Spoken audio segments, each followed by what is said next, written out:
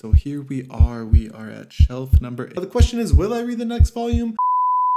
Hello everyone, it's the Mongoose, and today I look like a wrinkled blueberry, but that is not why I am making a video today. Actually, I am bringing back a series that I really enjoyed making and that you seem to enjoy participating in, and that is buying a random manga. Now, if you have not seen the first video, I will put a link somewhere on the screen where you can click and watch it if you so please. But basically all we do is pick 3 random numbers, so I could pick 1, 2, and 3, and those numbers correlate to the shelf, the row, and the manga in that row. And I will read that manga today. We will discuss it later. You can give me your thoughts on the manga if you've read it, or if you're thinking about picking it up as well. I think it's a great interactive kind of manga club that we can do. So yeah, let's go ahead and head over to Newbury Comics today because I haven't been there in a while. They have a great selection of manga. Oh wait, I literally forgot the entire point of the video, which is picking the numbers. So before we head over there, I'm going to pick shelf number 4. No. I'm going to pick shelf number 8. We're going double 8. So I'm picking shelf number 8, row number 1, and the manga in that row is going to be manga number 6. So shelf 8, row 1, manga 6. And the last thing I will say is if manga 6 happens to be a volume 2 or whatever the case may be, I will find the volume 1 in that series, or I will just go to the right until there is a volume 1. So yeah, let's go ahead and see what that manga is. Okay, so first things first, we are going to shelf number 8, row number 1, and getting the 6th manga on that shelf, as long as it's volume 1 of the manga, because we don't just want to pick up a series in the middle of the series. So let's go ahead and see what that is, and then of course we'll take a look around Newbury to see what other manga they have. So here we are at shelf number 8. The first row, and manga number 6 is Komi Can't Communicate. So we're gonna go to the right of that, and it is Komomo Confiserie. Now, funny thing is, I actually picked this manga up in my first manga haul at Newbury Comics, but I passed on it. So it's kind of just a happy accident that we ended up picking the shelf and the row and the number to get Komomo Confiserie this time around. And of course, we're gonna go ahead and read it after we gotta take a look around Newbury, because you guys know me, I'm not just gonna go to a store with manga and only pick up one manga. So let's go ahead and take a look at the new releases and bestsellers. Right off the bat, we see that they have Monster Volume 1 restocked. Now, I have to tell you guys, this was by far the most difficult manga haul I have ever done, because they had so much manga that I wanted to pick up that I've been waiting for, and I was limiting myself to only a few manga because I want to stay within budget. It was just so extremely difficult. I guess it's a good problem to have, but in my head I'm like, if I don't pick up this manga today, maybe it's gone forever. And you guys see right here, they had the Claymore box set. Like, they're just tempting me all over the place today. It was just so awesome. So many great box sets. They had Rosario Vampire. What I learned today is that they actually had just a bunch of manga strewn about the store, so I think I've been missing some manga when I come here. They have a whole Demon Slayer section with Demon Slayer merch. They also had a full Junji Ito section as well. Uzumaki, Tomi, some merch as well. Pretty cool that they've been giving like certain manga or mangaka a spotlight in the store. I think that's awesome. They had a whole little Death Note section as well. They had the all-in-one editions, which those are some thick boys. I do want to collect Death Note, but I don't think I'm gonna do the all-in-one editions just because they're so big. Little Avatar stuff. I do want to take you guys around this store one day. I'm not gonna lie, I was kind of nervous, but they have some awesome stuff aside from manga itself. Now, I was actually just reading about this manga before I went to the store, funny enough, which I was thinking about picking it up. It seemed like a somewhat interesting theme, but I did end up passing on it for now just because, like I said, I had to make some tough decisions today. So here we are starting on the first shelf, and right off the bat I see Opossums. I think it's Opossums Volume 1, which I haven't seen before, and I really like the artwork, the simplicity. It seemed like a really cool story as well.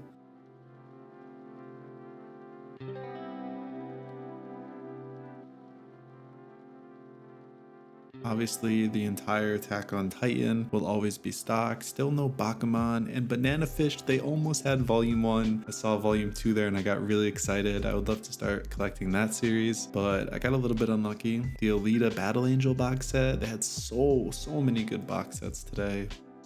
Butterfly Flowers was a manga that I haven't seen before. That's the thing that I love about Newbury Comics. Unfortunately, it's only in the Northeast. If you're fortunate enough to live in the area, they have so much manga that like a typical bookstore like Barnes & Noble doesn't carry. So I really enjoy coming here just for that reason alone. It's just like a nice refresher to see manga that I don't typically see in person. Like this one, for example, breasts are my favorite thing in the world. Now, I thought the story might not be what the title was saying it was about, but yeah, it was exactly what the title was saying it was about. So it was definitely an interesting concept. Now, this manga is a for sure pickup for me, Blue Exorcist. I actually just started watching the show on a whim because I was like kind of bored playing games. I threw it up on my other monitor and then I just got sucked into it. The first 2 episodes of the show were just like insane. They were gut-wrenching, they were pulling at my heartstrings. I was almost tearing up and I was just like, man, I have to read this story because if I'm not mistaken, I think the manga might go past the anime. Correct me if I'm wrong on that, but I definitely want to read it as well no matter what, just because they really knew how to get your audience right into the story. Now I did see volumes 1 through 10 of Dead Demons DDD Destruction. This I'm pretty sure is by the same mangaka of Goodnight Pun Pun if I'm not mistaken, but I've never seen these in store and this was one that I passed on, but I literally had it in my hands till the last second, so I'm probably gonna have to go back and pick it up if it's not gone. I'm assuming that it might be, unfortunately. I'm kind of sad about it.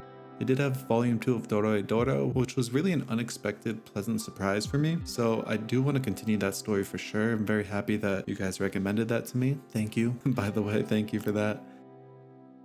Failed Princesses was kind of an interesting concept to me.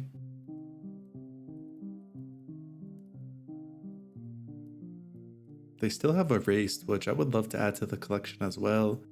Literally like every single fairy tale box set too. And moving along, I mean, I just couldn't help myself going through the entire manga section. I told myself I'll just like very quickly skim through it all, but I just had so many titles. Like, I don't know if I just got lucky today and I just hit like a whole restock or what, but like Girls Last Tour, for example, this was another one that I put back at the last second. I really want to get into the story. It seems like almost Fallout-esque. It's like almost like a post-apocalyptic world in a sense, but it's definitely a story that I've been waiting to read, and they finally had volume 1. Grand Blue Dreaming, I've heard great things about this story as well. Pretty much every single volume of Goodnight Pun Pun except for 1 and 2, so thankfully I bought those volumes. Don't have to worry about that.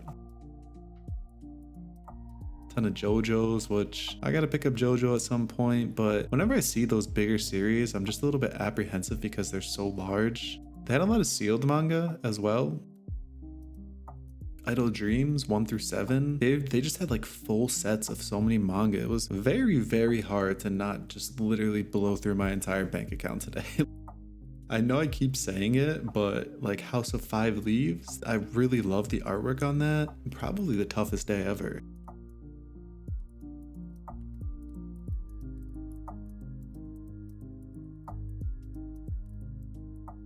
Some cool anime-esque wallets, little Hunter x Hunter wallet, plushies. I saw a little Mob Psycho plushie, literally every single volume and more of Jujutsu Kaisen, Kaguya-sama Volume 3, which I do have to add to the collection. That's a big manga that I am slowly collecting, and once I get to like volume 10 and on, I'm gonna start reading it. I just don't want to start reading manga that's like a bigger series and only read like the first couple of volumes and then have to wait for a while to get the others.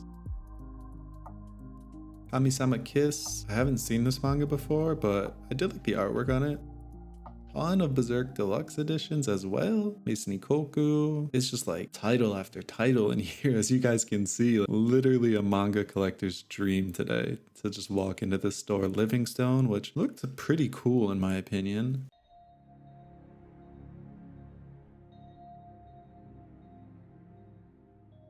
We already kind of checked out that shelf. That's the one with Komomo Confiserie.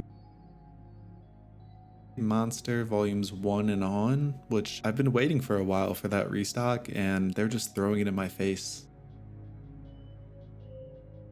This wasn't a manga, but Monster Girl Encyclopedia. I've never seen it, and it was in the manga section. I don't know if it was like an art book or... Obviously all of the My Hero Academia, which I am actually going to wait until the box set comes out, which if I'm not mistaken, I think comes out in October. Correct me if I'm wrong. I think I'm just going to pick up the box set of that series because I have literally never gotten into My Hero Academia. Please don't roast me. I don't know why, but I'm going to wait till the box set and just binge it.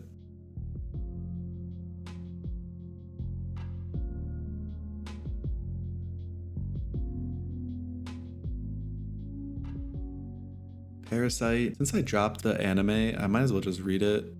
This manga was really interesting to me. Our Dreams at Dusk. One, I love the artwork, and two, the story just seemed very real and honestly really good. So definitely one that I'm keeping my eye out on.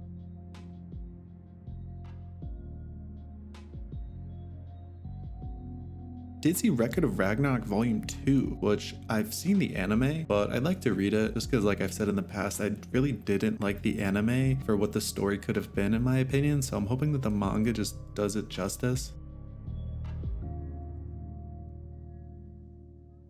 And moving along.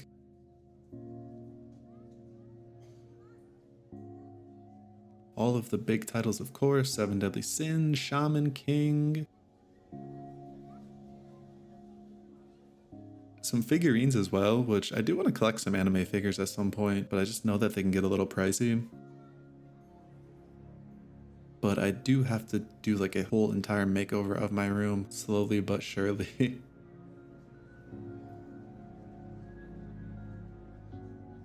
Snow White and the Red Hair still taunting me, still no volume 1. I will find it one day, and it will be the best day of my life.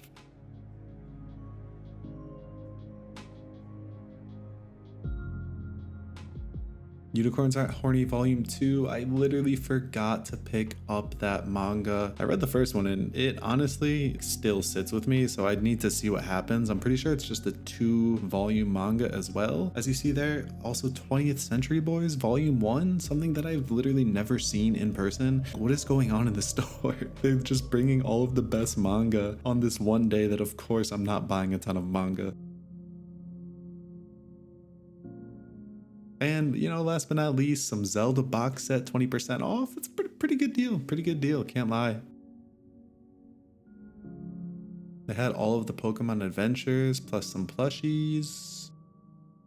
And they did have the Naruto box set 2 20% off, and that's pretty much it. So let's go ahead and show you the couple of manga that I did decide on. So first pickup in this mini haul is Blue Exorcist. Now, like I was saying earlier, I just started the anime of this and it instantly hooked me within the first 2 episodes, emotionally investing me. I really enjoy the action. I think it's a unique take on shonen as well, so I am going to read this. I'm really excited. Now, the next manga that I picked up was Kagerou Daze. Now, it's about the main character who has been inside for the past 2 years just on his computer. I'm assuming playing video games, which I can relate to for sure. I mean, I get outside a little more than once every 2 years, but what happens is his computer actually breaks. So he goes out and ventures into the real world and ends up in a hostage situation. So talk about bad luck after not having left the house for so long. I think it's a pretty cool story, and it's definitely something that I haven't really had in my collection yet, so I'm excited to read it. Next pickup is Our Dreams at Dusk. Now, first of all, I think the art and the spine are absolutely beautiful in this manga, and on top of it, seems like a great slice of life story about somebody who's embarrassed about coming out and thinks that they accidentally came out to the class, feeling super embarrassed. They actually, I think, tried to take their own life, and the protagonist ends up finding a group of LGBTQ plus members and eventually just finds his comfortability and feels like he is at home. So it's a story that I'm definitely interested in, just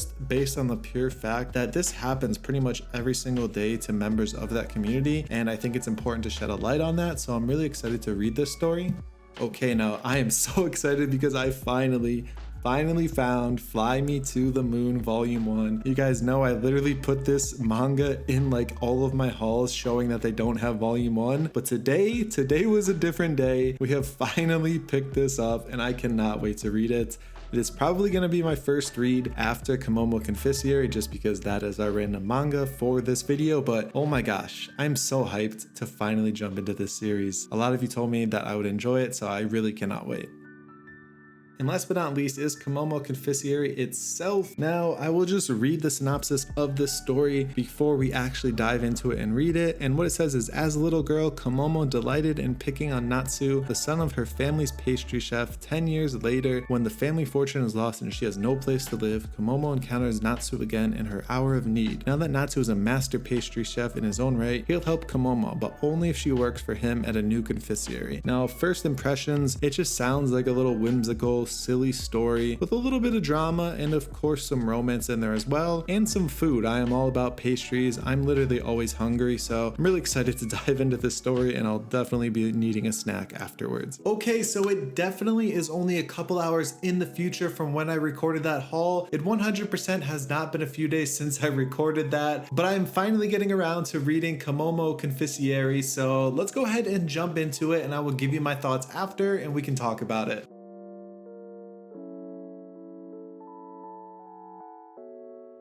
So I just finished reading Komomo Confiserie by Maki Minami, and to be honest, this was a pleasant read. It's pretty much what I expected from the story itself. And honestly, this is a manga that I actually would pick up even if it wasn't for buying random manga. Before we picked up Ragna Crimson, a manga that I definitely would not have picked up, and it opened my world to a little bit of supernatural and shonen. But this is pretty much a straight up shoujo. It is a Shojo Beat manga, and it is about Komomo on the front cover right here, who was raised in an extremely rich family, and she grew up with a chef whose son's name was Natsu. Now Natsu and Komomo were around the same age, so they were always hanging out in the mansion. Natsu was cooking little pastries for her as well, until one day Natsu leaves for France because his father is going to cook over there. Komomo is just devastated because his sweets brought her so much joy. There was just this air of niceness and pureness around their relationship, and I think it's because Komomo was essentially raised without parents. Her dad was always away. They don't really touch on her mom. So really the only person there for her as a child was Natsu. Although she was rich and privileged in so many ways, she didn't have normal human interaction and just love. So the main part of the story is a decade goes by and Komomo's family actually goes into extreme debt. Some bad business decisions were made and they lose their house. So Komomo's floating from part-time job to part-time job, literally losing her job within the same day, getting another job, and then losing that job. She is just terrible in the real world because she's essentially just gotten everything without having to work for it. So now Komomo has to live in the real world and act as a real human being without having any of the experience. And what happens by fate? Who would have thought? Natsu comes back to town from France to work at his father's pastry chef. Natsu is now a world-renowned, or at least country-renowned, patisserie chef because he was winning an award in France for his pastries. So he searches for Komomo because he has made a promise to, I'm assuming, her dad. They kind of allude to it in the manga, to always look out for Komomo, which he does very well, along with teasing her just a little bit, just enough to aggravate her, but not enough to take her away completely. And they have this great little relationship of if it's love, if it's friendship, and there's just constant banter and teasing the entire manga, which is a very enjoyable part of the manga. It's very comedic. And the other part that I really enjoyed was all of the pastries that were included in this manga. The mangaka did a great job. They said that they actually were researching pastry chefs, pastry schools, and shops to really complete this manga and give it a real feel, which I definitely felt. Props to the mangaka for just doing thorough and great research in this story. But throughout the manga, I mean, it's only the first volume. You kind of see an evolution of Komomo being just like a non-formed human being to gaining some emotion and just some real world experience and just functioning as a normal human being in a day-to-day life. And it's great to see she also, even though she has been entitled her whole life and just kind of gotten fed everything, she's still a great person. A lot of times she does things without thinking, so she's never really doing anything with malice. She's kind of just a pure soul, and the entire time you're just kind of thinking, will they, won't they, with Natsu and Komomo? I'm assuming that eventually they will, although they kind of allude to the fact that Natsu is just looking over and protecting Komomo in a very sweet and charming way. It is a romance at the end of the day. But yeah, what I will say is that this is a pretty standard romance, aside from the fact that it made me absolutely starving and just crave French pastries, or just pastries in general. I'm gonna go get like some ice cream or something right after I'm done recording this, because it just made me want all of the sweets in the world, from the art, from the characters just talking about them. They literally are working in a pastry shop the entire story. I'm starving. I'm absolutely starving, but it's a solid manga. The characters are developed really well. I really like Komomo. I really like Natsu. I like their relationship as well. Nothing is rushed or feels like out of place. I will say it's solid. It's not something that I absolutely loved, and it's definitely not something that I hated. It just, I don't think it did enough to blow me away yet, but overall it's just a good read. So if you are into romance, if you're into food related manga, I would definitely give it a shot. But if it's not really your thing, then I wouldn't start with Komomo Confiserie as a romance title, just because I don't think it does anything to just really blow you away. Now the question is, will I read the next volume? Most likely. I don't have any reason to not read it. It was just an overall solid read, which there is nothing wrong with that in my opinion. I will never complain about a manga like that, and I think there are definitely a lot of unique aspects in this manga to take away. The baking aspect, the immense amount of research by the mangaka to actually create this manga and give it a real pastry shop and French themed feel, so I do commend them for that. But yeah, that is going to do it for today's video. I hope that you enjoyed me picking up a random manga and the other manga that we picked up in this mini haul. Next video, as you can see by this disaster of a shelf and a table right here, we're going to be organizing my manga collection. It is long overdue. I think the only series that are actually organized are Spy Family right there and Chainsaw Man right there. That's it. That is literally it. So we're gonna organize, we're gonna get a new shelf, we're gonna build a shelf. It's gonna be great. So I will see you then. I hope that you enjoyed today's video and whatever pickups that you are currently picking up and or reading. I will see you next time.